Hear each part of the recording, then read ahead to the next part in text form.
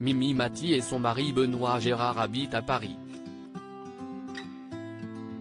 Mais quand les beaux jours reviennent, les amoureux s'envolent tranquillement en direction du sud.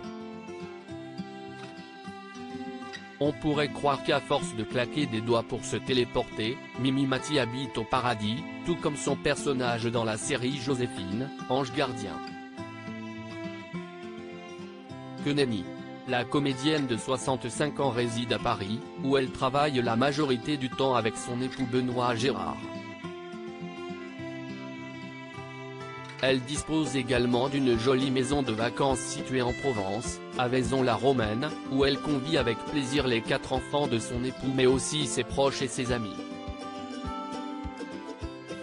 Parmi les quelques vénards qui rejoignent Mimi Mati à Vaison-la-Romaine, on relève notamment Alice Donna ou Liane Folly.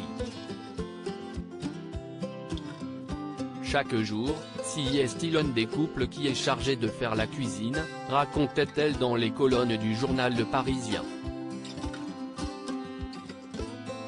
On a mis ça au point parce que sinon, c'était toujours mon mari qui préparait tout.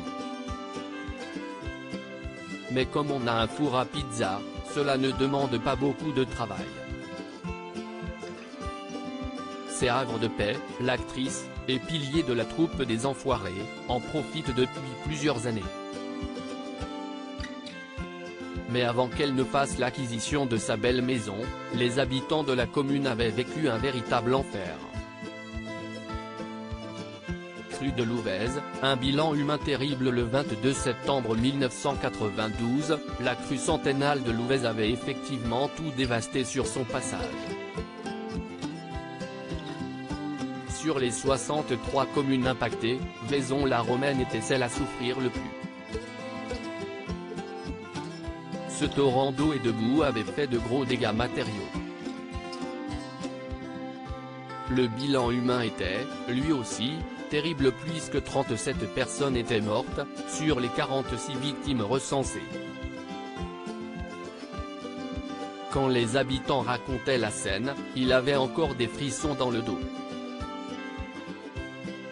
Il décrivait les gens, les maisons, les arbres emportés par ce puissant raz-de-marée, le quartier de Théo, son camping, sa zone artisanale, son lotissement, situé sur les bords de Louvez ravagé, comme le rappelait récemment France Bleu.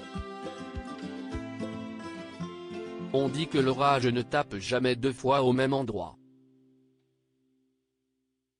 Si est certainement tout ce qu'espère Mimi Mati.